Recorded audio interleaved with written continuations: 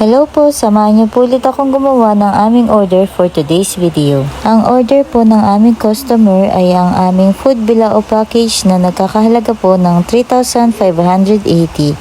At ayan po, may kasama po siyang bringhe. First time lang po may umorder sa akin ng bringhe, kaya ayan, di na po natin pinalagpas at inirecord ko na po. Medyo nahirapan po akong magluto niyan, pero ayan, salamat po sa Diyos at naitawid naman po natin. Naging masarap naman po siya at okay naman po yung consistency ng aming bringhe. At para maging unique po yung aking bringhe, ay nilagyan ko po yan ng hiwa para malaman po nila kung ilang serving po yung magagawa ng isang bilao.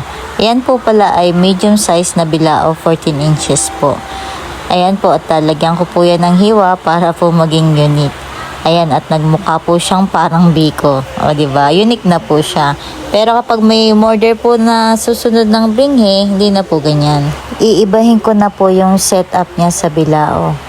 At sinunod ko na nga pong lutuin itong kasama sa ating package na spaghetti po. Ang totoo po niyan ay meron po yan kasabay na isa pa pong order na mga nasa 10 inches po na bilao na nagkakahalaga po ng 900 food bilao package po.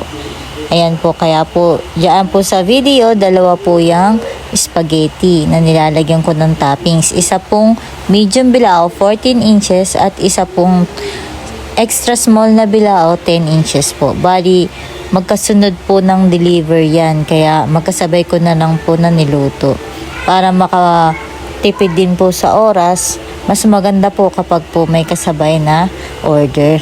Ayan po, at tapos ko na po yung spaghetti. Papalamigin na lang din po yan ng konti para mabalot po. At ito na nga po ang aming 3,580 food bilao package. May kasama po yan na cordon bleu, Shanghai, puto cheese, kutsinta, bringhe, spaghetti, at pansit po. Lahat po yan ay nasa 14 inches na bilao, medium size po. Thank you po sa pag-order, ma'am, at happy birthday po sa inyo, nanay. Thank you for watching po. Happy po.